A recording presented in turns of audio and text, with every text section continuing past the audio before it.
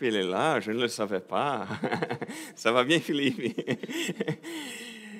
J'imagine qu'ils sont les membres de ta famille, c'est ça? Oh, les plus courageux. Le reste sont à la maison pour dormir un peu plus. Bienvenue. Enchanté c'est bien de connaître un peu plus la famille de Philippe.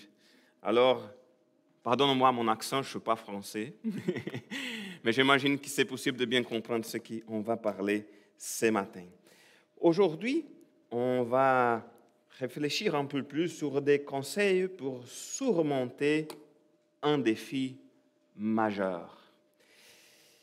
Et nous savons que la vie, elle est pleine de défis. Par exemple, même les animaux doivent relever leurs propres défis. C'est-à-dire que les défis font partie de la vie. Par exemple, dans le monde animal, la grande lutte est celle de la survie. Il faut les plus faibles doivent essayer d'échapper aux plus forts pratiquement tous les jours. Et chaque jour, ils doivent chercher de la nourriture sans s'exposer au danger. Et ça, c'est déjà un gros défi pour les animaux. Pour nous, les défis évidemment sont différents, mais nous avons aussi une vie pleine de défis. Nous sommes par exemple des bébés, je ne sais pas si vous vous rappelez, mais notre défi est d'abord d'essayer de communiquer, d'exprimer ce que nous ressentons. S'il y a une douleur, si j'ai faim, si j'ai la soif, la seule chose que je vais faire, c'est quoi? Pleurer. Parce que je ne sais pas comment me communiquer. Ensuite, c'est le défi de faire le premier pas. C'est difficile. Je ne me rappelle pas, mais je me rappelle d'Eduarda et Béatrice, les premiers pas sont parfois difficiles. Puis le défi d'apprendre à lire et à écrire, par exemple, et ainsi de suite. Et ça revient presque à tous les moments de notre vie. À l'adolescence, nous sommes confrontés à un nombreux changements. C'est dans cette phase de transition entre l'enfance et l'âge adulte. Je ne suis pas d'enfant, je ne suis plus enfant, mais par contre, je ne suis pas un adulte. C'est quoi ça? C'est différent.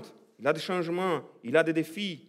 Ensuite, le défi de la vie professionnelle, de la formation d'une famille, de l'achat d'une maison. Je regarde les nouvelles ici au Québec, j'écoute les nouvelles. Il dit, ça devient de plus en plus difficile d'acheter une maison ici au Québec. C'est un gros défi. En vieillissant, nous relevons le défi d'apprendre à vivre avec les changements auxquels notre corps est confronté. Parfois, c'est difficile. On priait, ça faisait des semaines pour André Bernier, qui avait la difficulté à marcher. Alors, ce sont des difficultés. Parfois, c'est difficile, par exemple, de parler à mon papa parce qu'il n'entend pas bien. C'est difficile de lui parler. Hier, je lui parlais. Aujourd'hui, c'est la fête des pères au Brésil. Et je lui parlais hier. J'étais vraiment content parce que je pouvais me communiquer bien hier. Ses oreilles marchaient bien hier, je ne sais pas pourquoi, mais j'ai trouvé où il faisait semblant vraiment qu'il comprenait ce que je parlais sans rien comprendre. Mais il semblait qu'il comprenait tout ce que je parlais. C'était vraiment bien. Et chaque jour, nous sommes confrontés à des défis. Parfois, ce sont de petits défis de la vie quotidienne, c'est-à-dire les défis normaux auxquels tout le monde est confronté. Mais il arrive aussi que nous ayons des grands défis à relever. Et c'est là qui est plus difficile. Et que faire lorsqu'un grand défi se présente à nous? Parfois, par manque de courage, certains d'entre nous pourraient être tentés de fuir. Ah non, je ne veux pas affronter ce défi-là. Mais la fuite ne fera que retarder la solution et aggraver le problème. Ça ne règle pas le problème. Même les grands défis doivent donc être affrontés. Alors, comment devons-nous agir? Aujourd'hui, nous allons apprendre quelques directives que Dieu a données à Josué pour qu'il puisse faire face à un grand défi qui se présentait devant lui, qui se présentait à lui. Nos défis ne sont pas exactement les mêmes que ceux de Josué, mais ces directives, ces conseils que Dieu a donnés à Josué, c'était des conseils donnés par Dieu. Ces conseils-là peuvent certainement être bien appliqués dans notre vie. Alors prions avant de réfléchir sur le texte biblique. Merci Seigneur pour ta bonne parole. Merci pour la vie. Merci Seigneur parce que tu es avec nous. N'importe quel que soit le défi qui sont devant nous, tu es là. Et merci Seigneur pour ta bonne parole, parce que c'est ta bonne parole qui nous montre, qui nous donne, c'est la révélation de ta volonté. Merci pour ton amour, merci pour le sacrifice de Jésus, qui dans ces moments d'enseignement de ta parole, que c'est toi, vers ton Saint-Esprit, qui parle à notre corps. Merci Seigneur, au nom de Jésus. Amen. Alors, tout d'abord, quel était donc le grand défi de Josué? Lisons d'abord le verset 1. Après la mort de Moïse, serviteur de l'Éternel, l'Éternel dit à Josué, fils de Nun, l'assistant de Moïse. La première partie du verset 2, mon serviteur Moïse est mort. Alors, Moïse est mort. Concrètement, que signifie l'information que Moïse est mort? C'est comme le décès de quelqu'un qu'on connaît, c'est comme le décès d'un ami, c'est comme le décès d'une personne, d'une personne qui est chère à nous. Non, pour comprendre le poids de la mort de Moïse et quel était le grand défi qu'elle a apporté à Josué, il faut revenir un peu en arrière et se rappeler qui était Moïse et Josué. Moïse était l'un des plus importants leaders du peuple de Dieu, des plus importants chefs du peuple de Dieu. Il a été choisi par Dieu pour délivrer les Israélites de l'esclavage en Égypte. Ça, c'était déjà quelque chose. Il était appelé pour le délivrer de l'esclavage. Il a guidé le peuple à travers l'exode dans le désert. C'était pendant 40 ans. C'est beaucoup. Pendant cette période, Moïse a reçu l'étape de la loi, de l'Alliance, et sur le mont Sinaï, et a transmis le commandement divin au peuple. Alors, il n'était pas simplement un leader, en disant, qui était le libérateur, celui qui a livré le peuple de l'esclavage, mais il était aussi un leader spirituel du peuple, parce que Dieu lui a utilisé pour transmettre ses commandements. Josué, quant à lui, était l'un des assistants les plus proches de Moïse. Alors, c'était quelqu'un qui était toujours à ses côtés. Il a même joué des rôles importants pendant le pèlerinage du peuple dans le désert. Alors, c'était quelqu'un qui était toujours à côté de Moïse. Il a même joué des rôles importants. J'en donnerai 2 exemples de l'importance de Josué avant. Lors de la bataille contre les Amalécites, quel est ce récit-là? Je ne me rappelle pas. Oui, peut-être vous ne vous rappelez pas par les noms, mais c'était la bataille que lorsque Moïse levait la main, Israël avait l'avantage dans la bataille. Et lorsqu'il la laissait retomber, Amalek l'emportait. Alors, comme le bras de Moïse s'est fatigué au moment de la bataille, Aaron et Hur, c'est ça son nom en français? Hur, prirent une pierre qu'ils placèrent sous lui pour le faire asseoir dessus, et ils lui soutinrent les bras chacun d'un côté. Alors, 2 gars pour soutenir le bras de Moïse pour qu'il puisse remporter la bataille. Dans ce célèbre récit, Josué faisait quoi? Il était choisi par Moïse pour diriger le soldat d'Israël. C'était Josué qui a choisi les guerriers à les conduire et les a conduits au combat. C'était lui qui était dans le front. C'était le leader du peuple à ce moment-là, dans la guerre, dans la bataille. Un autre moment important est celui où Moïse envoie 12 espions pour explorer le pays promis. Quel était le rapport? Est-ce que vous vous rappelez? 10, on dit, ah non, c'est trop difficile, ça ne va pas aller, les gars là sont gros, sont forts, on ne va pas réussir. Mais à ce moment-là, Josué et Caleb ont été le seul à revenir avec un rapport positif, encourageant, démontrant aussi, dans ce cas-là, la confiance de Josué en Dieu. Enfin, Moïse a désigné Josué pour lui succéder à la tête du peuple. Au fil des ans, Josué a appris de Moïse. Il était à ses côtés. Il a vu son leadership, il a vu son obéissance à Dieu et il a entendu ses instructions. Il était là pendant tout ce temps-là. Or, le grand leader Moïse est mort à ce moment-là. Et c'est à Josué de le remplacer. J'imagine, quel grand défi. Ce n'est pas une tâche facile de succéder à un leader qui a guidé un peuple, a bien guidé un peuple pendant 40 ans. Mais le défi n'était pas seulement de remplacer un grand leader, c'était plus difficile parce que la tâche qu'il attendait serait également ardue, même pour un chef chevronné. C'est-à-dire que même si ce n'était pas, il faut remplacer Moïse, ça est déjà difficile. Pour faire quoi? Dieu lui ordonna de conduire le peuple à Canaan. Lisons la deuxième partie du verset 2. Maintenant donc, dispose-toi à traverser le Jourdain avec tout ce peuple pour entrer dans le pays que je donne aux Israélites. Dieu lui ordonna de conduire le peuple à Canaan, mais ce n'est pas question de, comme Josué n'était pas simplement comme le guide pour les touristes, d'un voyage vers une terre. Ah, ok, je devrais guider le peuple. Ok, on va faire un voyage au Brésil et je vais vous guider là-bas. Je vais vous guider, je vais montrer tous les endroits de mon pays et passer quelques journées là-bas et retourner. Non, on parle ici de conduire le peuple à entrer le Canaan dans le cas de guider le peuple dans la conquête d'un pays. C'est la guerre, ce sont des batailles.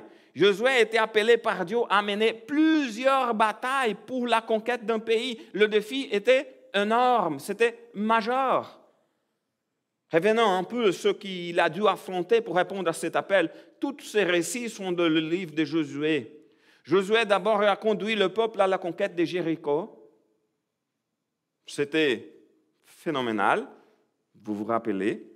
Et ensuite, à la victoire sur Haï. Il a ensuite mené les Israélites dans une série de batailles contre le roi Amoréen, y compris cette bataille où le soleil et la lune se sont arrêtés. Rappelez-vous? Rappelez parce que vous avez lire le récit, ce n'est pas parce que vous étiez là, je sais que vous n'étiez pas là. Mais les conquêtes menées par Josué ont englobé plusieurs villes dans les régions sud et nord du pays promis. Le défi auquel Josué a dû faire face était colossal. Mais non seulement Dieu l'a appelé à diriger son peuple à un grand défi, mais il lui a aussi donné des directives, des instructions, des conseils très pratiques pour montrer quelle était la façon de le faire. Dieu le fait toujours. Il est toujours comme ça. Dieu ne nous donne pas un ordre sans nous montrer, sans nous donner les instructions, les directives pour bien réussir à faire ce qu'il veut. Je me souviens, j'ai déjà parlé de ça ici à l'église, de la première fois où j'ai pris le rôle de pasteur principal d'une église au Brésil. J'avais 26 ans, ça fait presque une vingtaine d'années, et la plupart des membres de l'église avaient des cheveux blancs. Le moment de mon mise à part, il m'arrivait souvent de regarder l'église. Je regardais l'église et je pensais, ces gens ont tellement plus d'espérance que moi. Comment je vais réussir à guider ces troupeaux du Seigneur que le Seigneur me confiait si des gens sont, tout le monde, bien, à l'époque, c'était des gens bien plus âgés que moi. J'avais 26 ans. Paula et moi, ça faisait 1 an et demi qu'on s'était mariés. Alors, c'était un jeune couple. sans enfants, devant une église d'une quarantaine de personnes âgées. Mais ce qui a calmé mon cœur à ce moment-là, c'est la conviction que Dieu, le même Dieu qui nous appelle, est celui qui nous permet d'accomplir l'œuvre par l'intermédiaire du Saint-Esprit qui habite en nous. C'est lui qui nous donne la sagesse, la force, le courage. Le Saint-Esprit nous fournit les compétences nécessaires et il nous guide à travers la parole. Comme nous dit la parole de Dieu, ta parole est une lampe à mes pieds, est une lumière sur mon sentier. C'est la parole de Dieu. La parole de Dieu nous guide à travers de textes, par exemple, comme celui que nous analysons ce matin. Car ces directives qui ont été données à Josué sont extrêmement utiles pour nous aussi dans notre vie de tous les jours. D'abord, la première directive, c'était « Prends courage et tiens bon ». Lisons le verset 6. « Prends courage et tiens bon, car c'est toi qui feras entrer ces peuples en possession du pays que j'ai promis par serment à leurs ancêtres de leur donner. » Face au défi majeur qui représentait pour lui, pour Josué, d'amener ce peuple jusqu'en Canaan, il lui faisait prendre courage et tenir bon. C'était la première chose. D'autres versions de la Bible, traduction, traduisent cette directive par « fortifie-toi et prends courage ». D'autres, « sois courageux et fort ». La première idée de cette ligne directive, c'est très clair. Pour relever les grands défis, il faut du courage. Courage. Il faut avoir du courage, de la courage. Tous les grands défis et les grands changements dans notre vie exigeront toujours que nous ayons le courage de faire ce qu'il faut.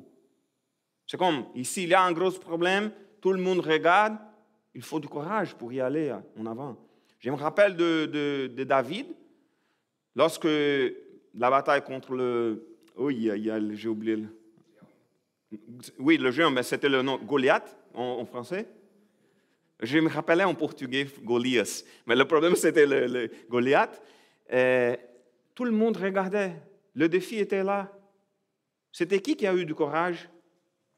David.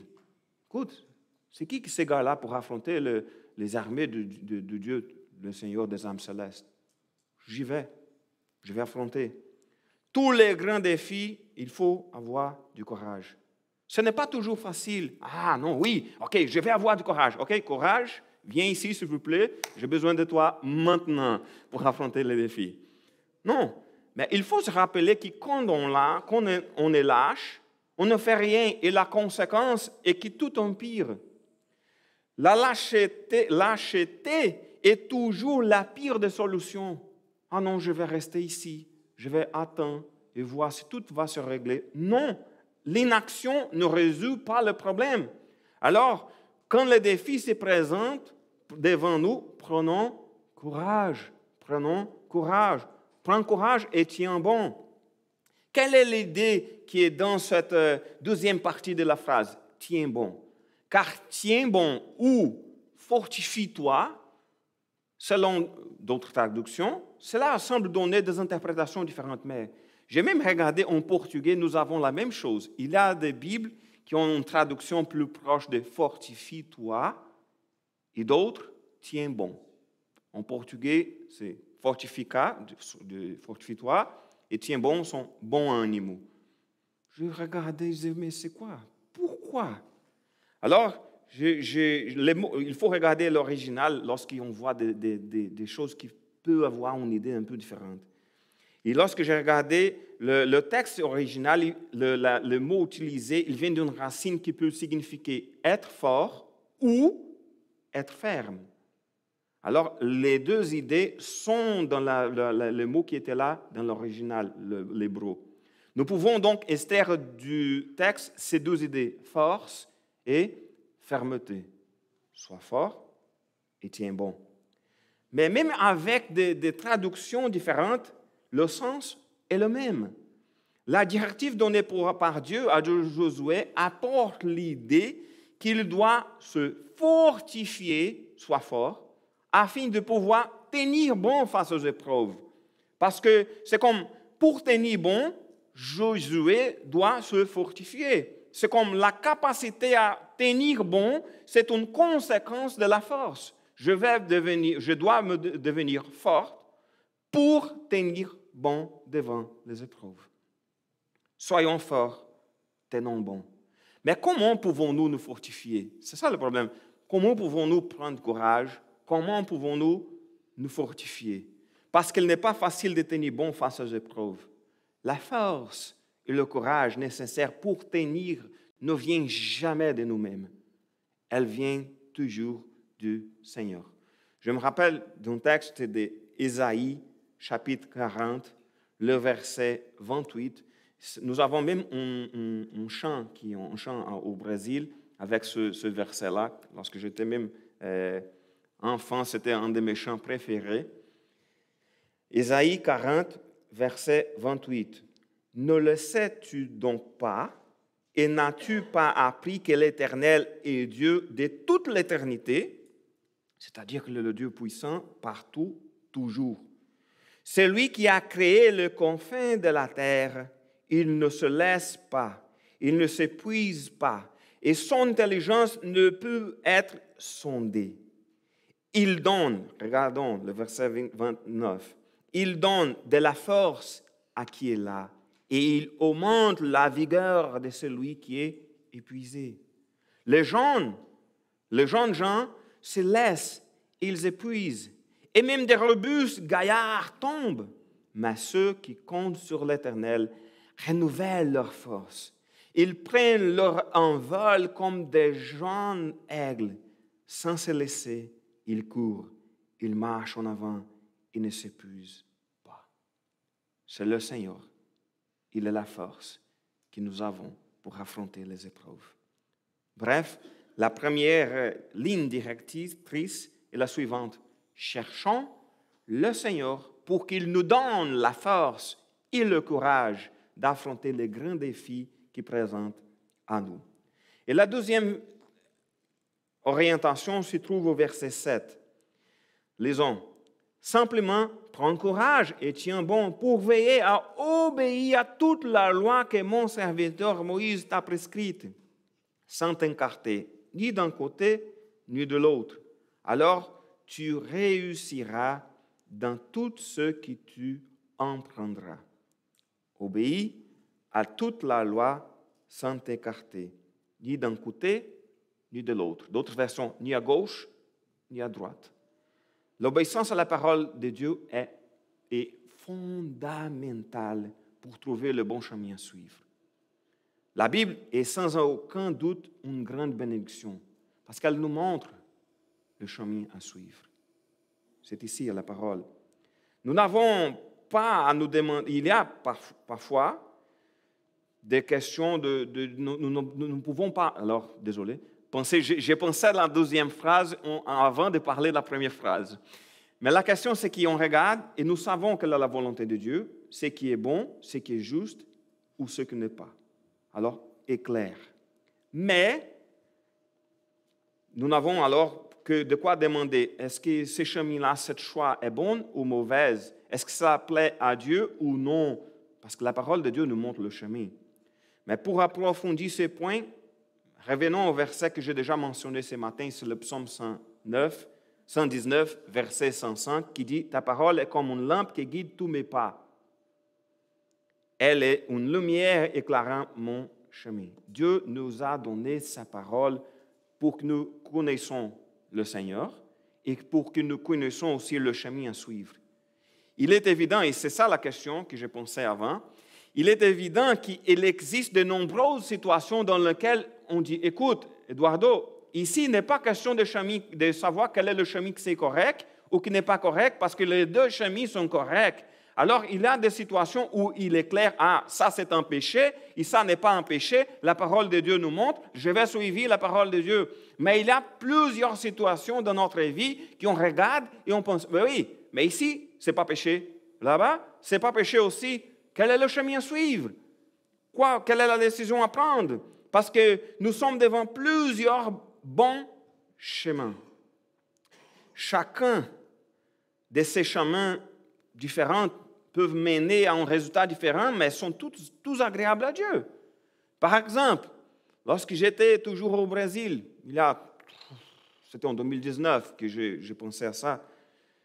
Écoute, est-ce que je dois être pasteur au Québec ou au Brésil? Ce n'est pas péché d'être pasteur au Brésil ni au Québec. C'était une question, les deux sont corrects. Alors, dans ces cas-là, dans des situations où n'importe quelle que soit la décision, il n'y a pas de question de péché, même dans ces genres de cas, la parole de Dieu nous donne divers conseils pour nous aider à chercher, pour discerner la volonté de Dieu et prendre la meilleure décision. On prie, on se met devant Dieu, on prend de sa parole, on va lire sa parole, on va méditer dans sa parole et on va chercher la volonté de Dieu. Membre de ce cas-là. En toutes circonstances, obéissons à la parole de Dieu. Suivons le chemin indiqué par Dieu. Il sera toujours le meilleur chemin. La prochaine ligne directrice est toujours le livre de la loi au bout des lèvres. Lisons la première partie du verset 8. On va couper le verset 8 en plusieurs morceaux. La première partie dit « Aie soin de répéter sans cesse les paroles de ce livre de la loi. » Ça se peut qu'on va penser « Mais comment je vais répéter à tout le moment, sans cesse, les livres de la loi ?» Peut-être la première image, c'est parfois que lorsqu'on regarde, par exemple, le Juif à Jérusalem, proche des murs de lamentation.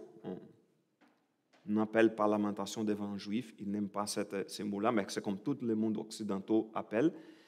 Ils sont proches du mur avec une parole comme ça, en train de lire des mouvements, je ne sais pas si vous avez déjà vu, mais comme de lire, répéter beaucoup les paroles du livre de la loi. Mais pour nous, ce n'est pas ça la réflexion. La question, c'est plus comme nous, parfois, gaspillons souvent notre souffle pour des choses sans importance. Parfois, nous perdons souvent notre temps et utilisons la bouche pour parler de choses sans importance. Parfois, notre bouche est pleine de choses sans importance. Écoutez, nous sommes appelés à proclamer l'Évangile. Nous sommes incités à utiliser la Bible pour enseigner, pour convaincre, pour corriger et pour instruire dans la justice, comme le dit la parole de Dieu dans 2 Timothée. Alors, on doit avoir toujours la parole de Dieu au bout des lèvres.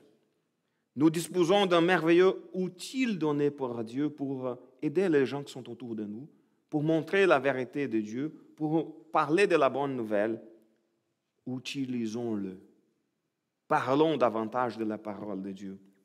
Après tout, la bouche exprime ce dont le corps est plein. C'est quoi qui est plein? Qu'est-ce qu'il y a dans notre cœur? Ah, j'aime le Seigneur, j'aime beaucoup le Seigneur. Alors, parlons, chantons, parlons de la volonté, de la parole de Dieu. Si notre corps est bien nourri de la parole de Dieu, il est naturel d'en parler davantage. Mais pour ce faire, il faut suivre la 4e directive. Médite-le jour et nuit. C'est la suite de verset 8. Médite-le, parce que c'était les paroles, jour et nuit. C'est le même principe de celui du psaume 1. Vous savez, comme c'est le psaume 1, heureux l'homme qui fait quoi? Vous connaissez le psaume 1? Bem-aventurado o homem que não anda no conselho dos ímpios, nem se detém no caminho dos pecadores. Il parle plusieurs choses de le chemin à ne pas suivre, mais il y a une petite phrase qui dit que c'est l'homme qui trouve son plaisir dans la loi de l'Éternel et la médite jour et nuit. C'est le même principe de celui qui est dans le texte de Josué. C'est un principe qu'on trouve à plusieurs reprises dans la Bible, de méditer la parole de Dieu jour et nuit. Si nous voulons vraiment être guidés par Dieu, si nous voulons trouver la bonne voie qui a été choisie par Dieu, si nous désirons être remplis pleins du Saint-Esprit de Dieu, s'il y a dans notre cœur un désir d'être plus près de Dieu et de trouver le vrai bonheur qui est en Dieu, si nous voulons tout cela, il faut se nourrir de la parole de Dieu. Nourrissons-nous assidûment de la parole de Dieu. Comme nous l'a dit Jésus, l'homme ne vivra pas de pain seulement, mais de quoi? De toute parole qui sort de la bouche de Dieu. Alors, nourrissons-nous de la parole de Dieu. Mais la directive donnée par Dieu à Josué ne se limite pas à la lecture de la Bible. Ce n'était pas lire la Bible jour et nuit, c'était méditer. Ce n'était pas question de simplement lire la Bible à tous les moments, être en train de répéter la parole de Dieu, etc. Concrètement, que signifie méditer jour et nuit la parole de Dieu? Je soulignerai 3 éléments qui me semblent importants pour appliquer cet enseignement.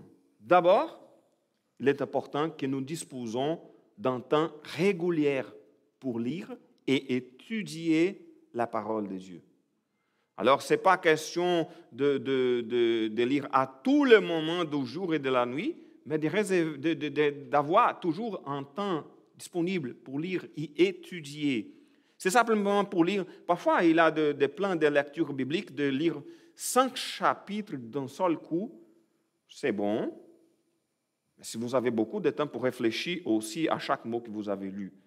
Sinon, c'est beaucoup mieux d'aller plus doucement, comme le plan de lecture biblique communautaire que nous suivons ici à l'Église. C'est bien plus doucement, ça nous donne du temps de réfléchir un peu plus sur le texte. Ça, c'est important parce que ça nous aide à assimiler, à comprendre les enseignements et les principes de la parole de Dieu. L'autre chose qui est importante, c'est que rappelons-nous que la méditation n'est pas seulement une lecture, c'est réfléchir, c'est une réflexion profonde sur les enseignements de la Bible. Après tout, si on va lire un texte, il faut réfléchir. C'est après avoir lu un texte de la Bible, il est important de se poser des questions d'application. Par exemple, ce n'est pas une règle ça, mais par exemple, quelle est la vérité principale de ce texte? Je viens de lire le texte. Quelle est la vérité de ce texte? La plus importante, la principale.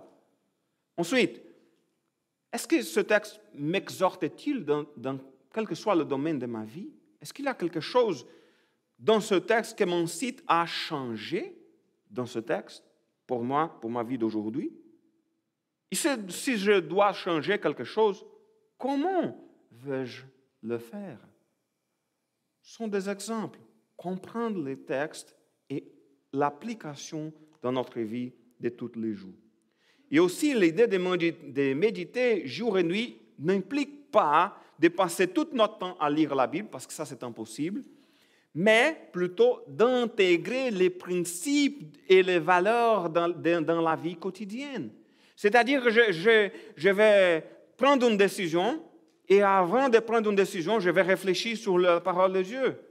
Je vais parler avec quelqu'un, la personne est énervée, n'importe quelle que soit la raison, je vais choisir, réfléchir sur la parole de Dieu, comment je dois réagir à cette façon que la personne vient de me parler. Une personne m'a fait du mal, m'a blessé, comment je dois réagir? Alors, c'est la vie de tous les jours de méditer, de réfléchir aux principes de la parole de Dieu en application directe dans chaque pas de notre vie, dans tous les domaines de la vie. Bref, méditer la loi de l'Éternel jour et nuit implique un engagement permanent d'étudier la parole de Dieu de manière approfondie et pratique, et en cherchant à comprendre, en cherchant à appliquer et à vivre les enseignements de Dieu dans chaque domaine de la vie. Et c'est là qui vient la dernière directive. Oui, la dernière.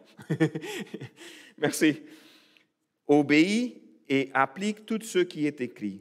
Relisons le verset 8. Je vais recommencer du début pour donner plus l'idée. Merci. Aie soin de répéter sans cesse les paroles de ce livre de la loi. Médite-le jour et nuit afin d'y obéir et d'appliquer tout ce qui est écrit. C'est-à-dire que c'est une conséquence. C'est l'application de la parole de Dieu, c'est une conséquence de répéter la parole, de méditer les jours et nuits. C'est-à-dire que nous sommes mis au défi de remplir notre cœur de la parole de Dieu, de méditer jour et nuit pour appliquer tout ce qu'il est écrit. Il ne s'agit pas simplement d'acquérir de grandes connaissances théologiques, c'est plus question de connaître la Bible pour vivre selon la volonté de Dieu. Il est essentiel de connaître la parole, mais cette connaissance doit se refléter dans notre façon de vivre, dans notre vie. Il ne sert à rien d'être un érudit sans une vie chrétienne pieuse.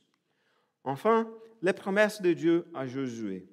La première leçon, d'abord, la fin du verset 8, parce qu'il vient d'obéir et d'appliquer tout ce qui est écrit. Et ensuite, il ajoute, « Car alors tu auras du succès dans tes entreprises, alors tu réussiras. » Bref, Dieu dit à Josué que s'il suivait les directives qu'il lui avait données, il réussirait. C'était une chose qu'il a dit à Josué. Pour surmonter les grands défis qui se présentaient à lui, il devait obéir aux directives données par Dieu.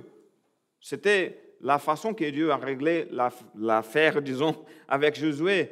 Cela ne veut pas dire que si nous sommes... alors, si je vais être fidèle au Seigneur, et si nous sommes fidèles au Seigneur, il donnera tout ce que nous voulons et nous surmonterons sans difficulté tous les défis qui se présentent à nous. Non, ce n'est pas ça. Car Josué a dû affronter de nombreuses batailles et on a perdu certaines. Mais Jésus nous a dit aussi que nous aurions à subir des afflictions dans ce monde. Mais l'idée, c'est que dans la vie, oui, nous perdons et nous gagnons des batailles. C'est normal dans la vie. Mais le chemin donné par Dieu est toujours le meilleur. Mais la victoire aussi, la victoire finale est déjà garantie. Et nous sommes assurés d'une vie abondante et éternelle. Pour en revenir au texte, la première promesse donnée par Dieu, c'est que tu conquéras Canaan. C'est le verset que nous n'avons pas lu, que nous avons sauté. Il va dire simplement que comme il avait promis à Moïse, c'est au verset 3, je vous donne tout endroit où vous poserez vos pieds. Et il va mentionner au verset 4 quel est le territoire. Et au verset 5, il va donner la promesse. Tant que tu vivras, personne ne pourra te résister, car je serai avec toi comme j'ai été avec Moïse, et je ne te le laisserai pas, et je ne t'abandonnerai pas. Ces promesses de Dieu à Josué étaient extrêmement importantes à ce moment-là. Rappelons-nous qu'il venait de prendre la relève de Moïse à la tête de la nation, à la tête du peuple. Et pour le défi qu'il avait devant lui, il était crucial qu'il ait l'assurance que Dieu lui donnerait la victoire. C'était vraiment important. Mais le plus important est ce que nous avons lu à la fin du verset 5. Je vous le répète. « Je serai avec toi comme j'ai été avec Moïse. Je ne te délaisserai pas et je ne t'abandonnerai pas. » Plus que la victoire, le plus important, c'est la conviction que Dieu est avec lui en permanence. C'est ça le plus important. Moins important que savoir si je suis devant une bataille, est-ce que je vais gagner cette bataille ou pas? Le plus important, c'est de savoir que Dieu est avec moi dans la bataille. Ça, c'est le plus important. C'est la promesse qui sera répétée en d'autres termes au verset 9. Lisons le verset 9. « Je t'ai donné cet ordre. Prends courage et tiens bon. Ne crains rien et ne te laisse pas effrayer. Car moi, l'Éternel, ton Dieu, je serai avec toi pour tout ce que tu emprunteras. » Rappelez-vous, souvenons-nous, que lorsqu'on lisait la première partie prenne courage et tiens bon. La question qui était là, c'est comment le faire? Ici, il va dire pourquoi. C'est-à-dire comment? Pourquoi? Comment je peux prendre courage et tiens bon? Comment puis-je ne craindre rien et ne me laisser pas effrayer? Et la raison, c'est là. Car l'Éternel, il est avec nous. Car l'Éternel est avec nous. Quelle belle espérance. La certitude que Dieu est toujours avec nous. Jésus nous a dit qu'il est avec nous tous les jours. Alors, c'est ça l'assurance. La conviction que Dieu est avec nous est le moteur qui nous pousse à surmonter les défis. Notre vie est entre ses mains. Nous sommes tous confrontés à des épreuves, il y a des défis. Peut-être tous les jours. Chaque jour a ses défis. Mais pour surmonter les gros défis, les défis qui sont majeurs, Dieu nous donne les conseils. Je le répète, les conseils. Prenons courage et tenons bon. Obéissons à toute la loi. Ayons toujours le livre de la loi au bout des lèvres. Méditons-le jour et nuit et obéissons et appliquons tout ce qui est écrit. Mais la chose la plus importante, c'est de se rappeler que notre Père aimant est avec nous à tout moment. Ça, c'est le plus important. La chose la plus importante, il est le Dieu Tout-Puissant, il nous aime, il prend soin de nous et il est avec nous chaque instant. Ce n'est pas simplement tous les jours, c'est chaque instant, à tous les moments. Affrontons alors les défis qui se présentent à nous avec foi. Je te donne cet ordre. Prends courage et tiens bon. Ne crains rien et ne te laisse pas effrayer. Car moi, l'Éternel, ton Dieu, je serai avec toi pour tout ce que tu entreprendras. Quelle bénédiction de savoir que le Dieu Tout-Puissant, il est avec nous en tout moment. Prions le Seigneur. Merci Seigneur pour ta bonne parole. Merci pour cette assurance, pour cette confiance que nous avons, que tu es notre Dieu, que tu es notre Papa et que tu es avec nous tous les moments, chaque instant de notre vie. Merci Seigneur parce que même si les défis sont majeurs devant nous, nous ne savons pas si c'est le cas de gagner ou de perdre des batailles, mais nous savons que la guerre, la grande bataille finale est déjà gagnée parce que Jésus est mort sur la croix. Il est ressuscité et grâce à lui, nous avons la vie éternelle en Jésus-Christ. Merci Seigneur pour ton amour. Donne-nous la force, le courage pour affronter les défis qui se présentent devant nous. Que nous soyons toujours guidés pour toi. Que nous puissions vivre toujours selon ta bonne volonté. Bénis chaque membre de notre Église. Merci pour chaque membre de notre Église qui est là aujourd'hui, soit ici en présentiel, soit sur YouTube. Bénis chacun d'entre eux. Bénis aussi ceux qui sont malades. Je vais mettre dans tes mains chaque requête de prière qui est dans notre bulletin. Merci Seigneur pour ce matin. Au nom de Jésus. Amen. Je vous souhaite une bonne semaine. Je dis simplement que Dieu vous bénisse comme d'habitude, mais prends courage et tiens bon. Que Dieu vous bénisse. Bonne semaine.